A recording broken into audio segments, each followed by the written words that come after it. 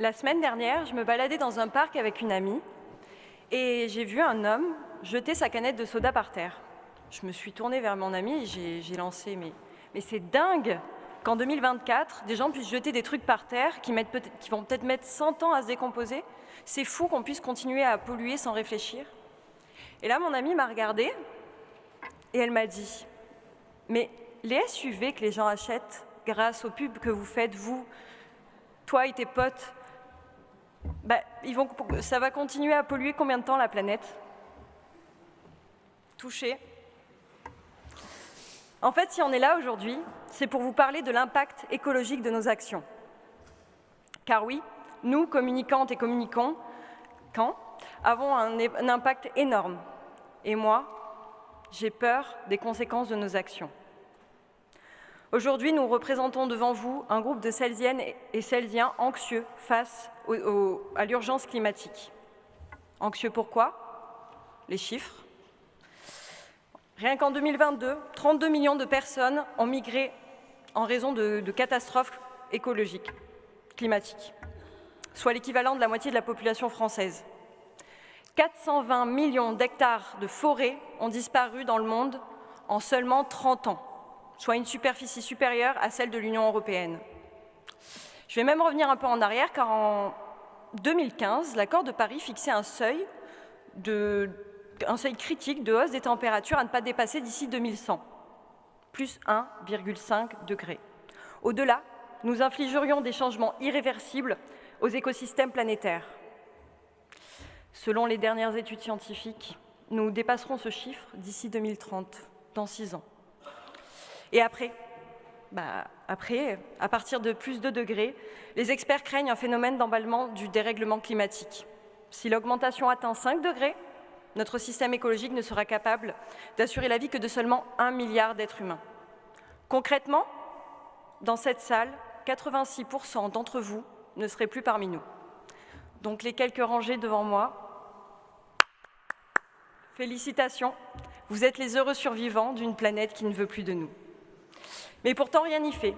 Malgré les chiffres, malgré les sécheresses, les inondations, les feux de forêt, malgré les canicules, malgré tout ça, nous restons immobiles.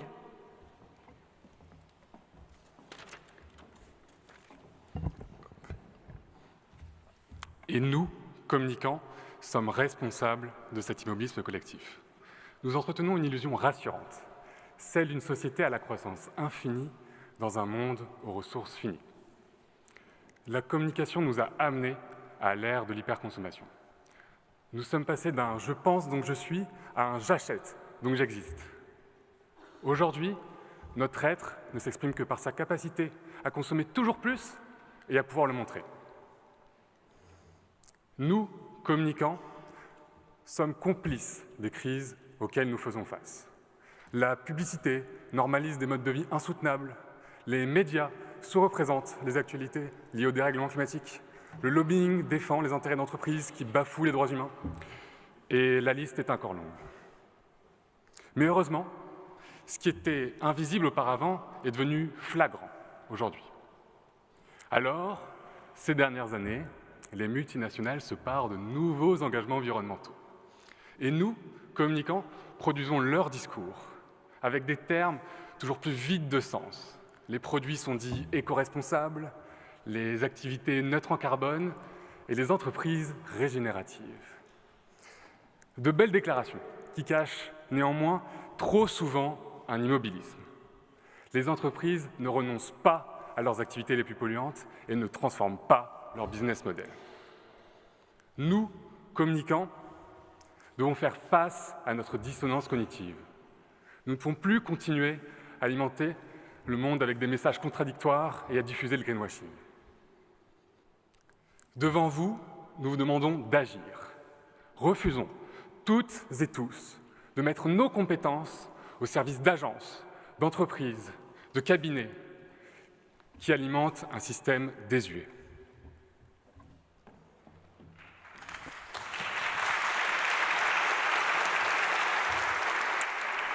Je vais essayer de ramener un petit peu d'espoir dans ce discours quand même, parce qu'on observe tout de même une prise de conscience.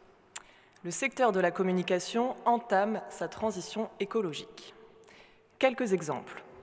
2021, loi climat et résilience. Il est désormais interdit de faire de la publicité pour les énergies fossiles.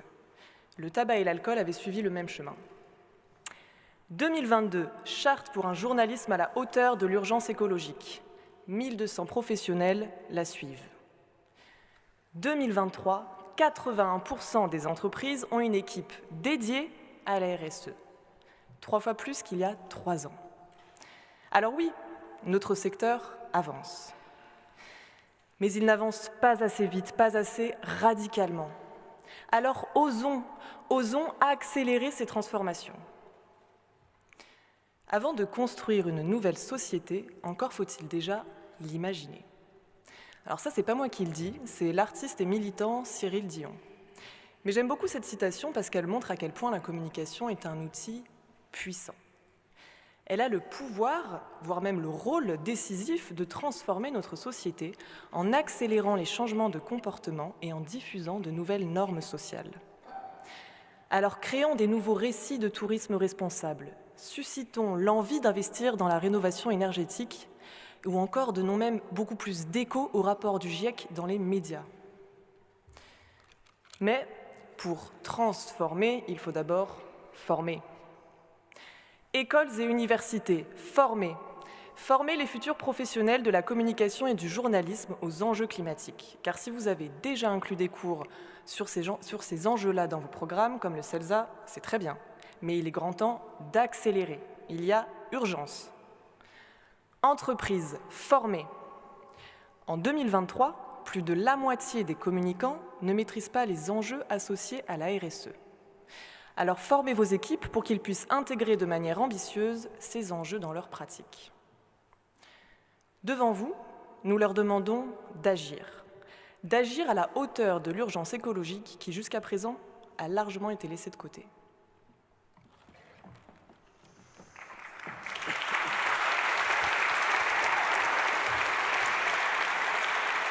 Si cette cérémonie sonne l'heure de la fin de nos études, c'est aussi l'heure des choix.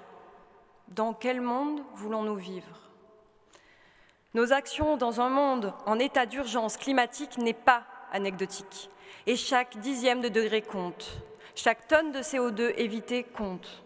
Chaque animal, végétal, écosystème sauvé compte. Vous l'aurez compris, nous, communicantes et communicants, avons un pouvoir sur la société. Plus que jamais, endossons la responsabilité qui nous est associée.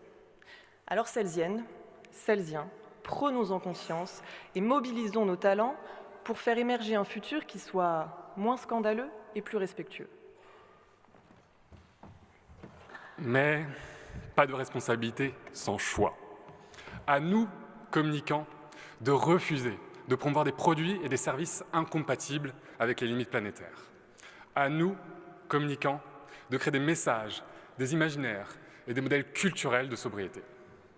À nous, communicants, de réinventer nos métiers et nos pratiques avec plus d'éthique et de transparence. Alors, cessons d'être passifs. Nous sommes à un moment de notre existence où nous avons encore le choix. Comme le dit Ariane Mouchkine, le choix d'être les rouages muets de l'histoire ou bien ses auteurs. Et vous, aujourd'hui, quel sera votre choix ? Merci.